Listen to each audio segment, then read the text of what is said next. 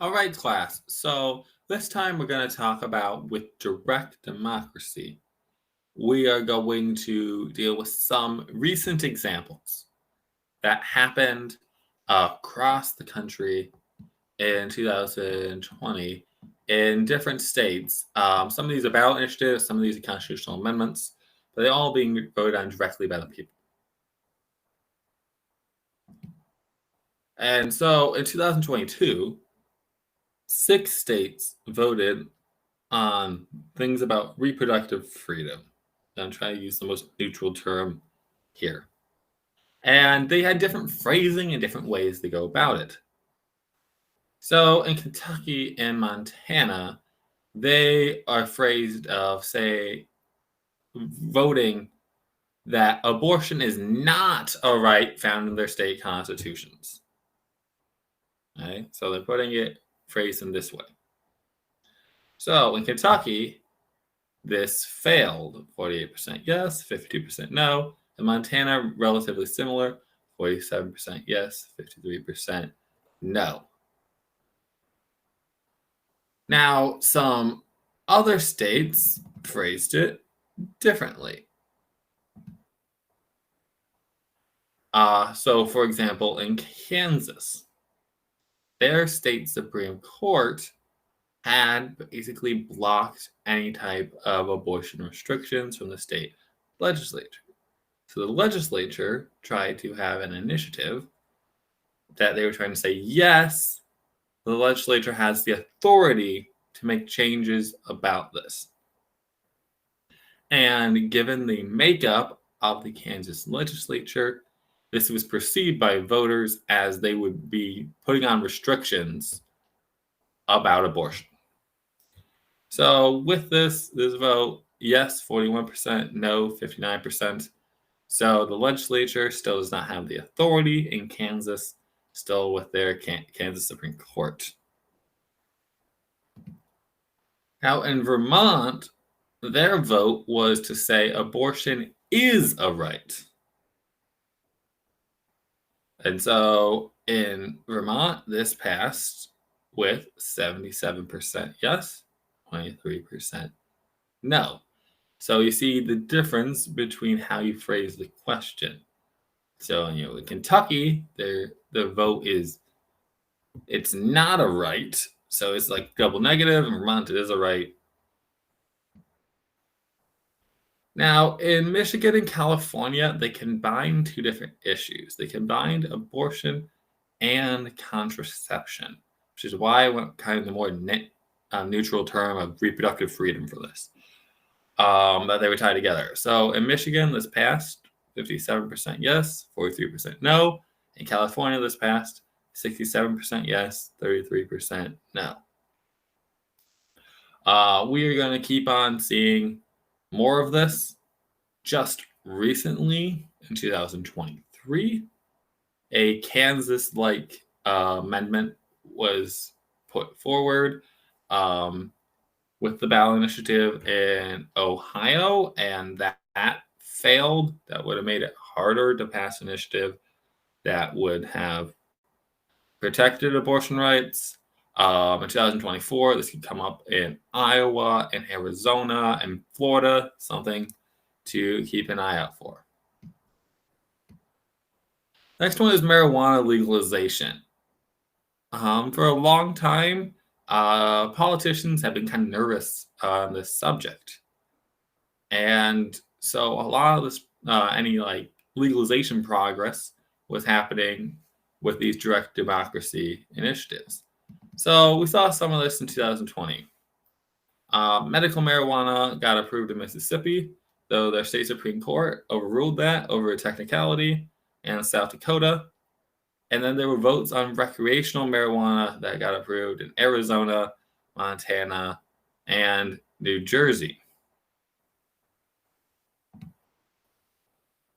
South Dakota also had one about legalizing recreational marijuana that got struck down by the courts. And this is just an interesting political science thing, is while the two main political parties have pretty clear views on this issue, spreading from each other. There were states that vote for Joe Biden, those that voted for Donald Trump, and that both voted to legalize recreational marijuana.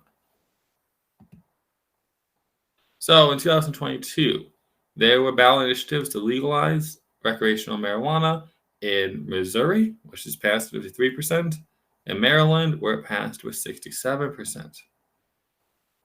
Now in Arkansas, it failed. 44% yes, 56% no. North Dakota, pretty similar numbers, 45, 55. Now South Dakota just had passed it in 2020, but it got tied up with court stuff, so they tried it again, and it failed. 47% yes. So in those states, they might keep on trying. Some kind of a strange issue thing in 2022, but there were several different votes about ending slavery because there are some very old state constitutions that still kept references to slavery. So the people did vote on a new constitution in Alabama. This one it had more than just the slavery question, but this one would specifically not mention slavery. Like the old one, this pretty easily passed, 76% yes. Removing slavery from the Constitution is passed in Vermont, 89%, Tennessee, 80%. You see, in Vermont, removing slavery from the Constitution was even less controversial than the abortion issue. Oregon had that same vote to remove slavery from the Constitution. This passed, 56% yes. And then ballot language is important. And Louisiana had a very confusingly phrased question. And it was kind of a double negative. It was a bit unclear. The guy that initially pushed for it turned out against it because he didn't like how it was phrased. It was a whole thing. And so it failed. Something similar happened a few years ago in Colorado, where they tried to do this, where it was phrased one way and it failed, and they just tweaked it to be more clear, and then it easily passed the next year. Okay, so language is incredibly important in ballot initiatives and constitutional amendments.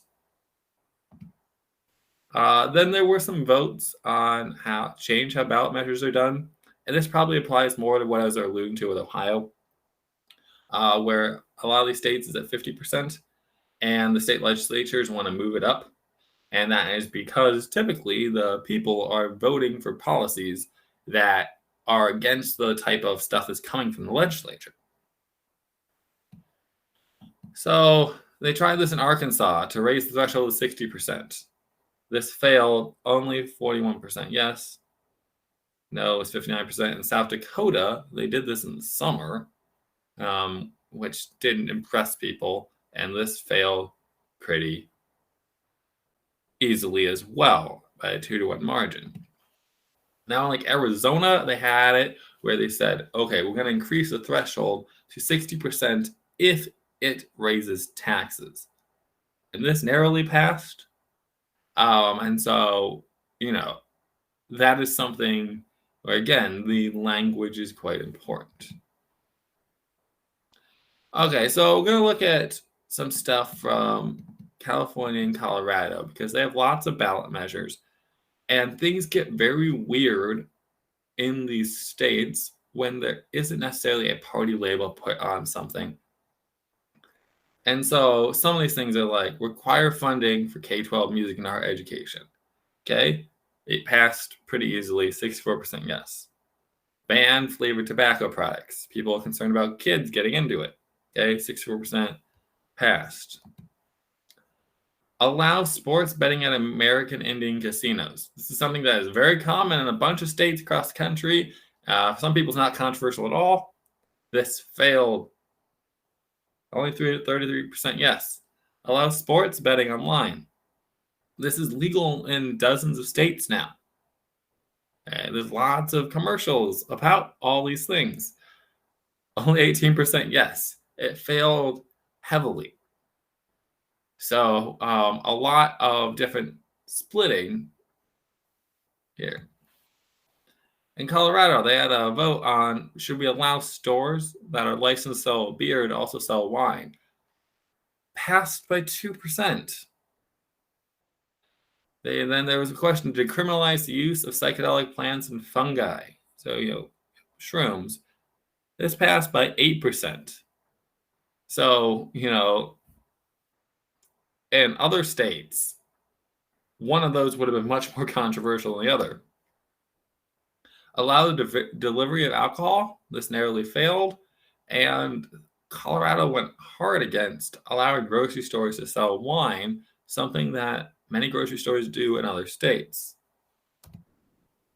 Minimum wage is something that voters, when they are given a chance to vote on it, are typically very much for upping the minimum wage. In Nebraska, it was to move it, their state one, from $9 to $15 in 2026. This passed by 18 points. In Nevada, moved it to $12 in 2024. This passed by 10 points. Nevada also had a question about ranked choice of voting, changing to it. This wouldn't affect presidential elections. This is a system that like Maine and Alaska have gone through. This passed in Nevada, but in Nevada, these things have to pass more than once. There's stuff like in Illinois, collective bargaining rights for unions is something that passed.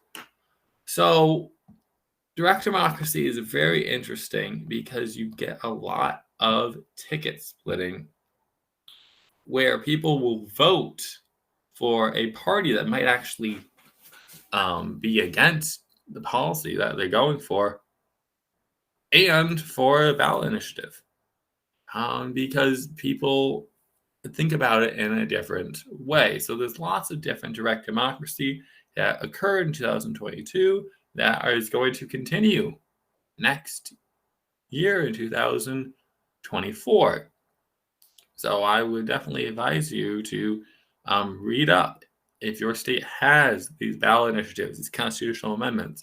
Are they going to be on the ballot so you can be an informed voter on these issues? And you get to have your own specific say.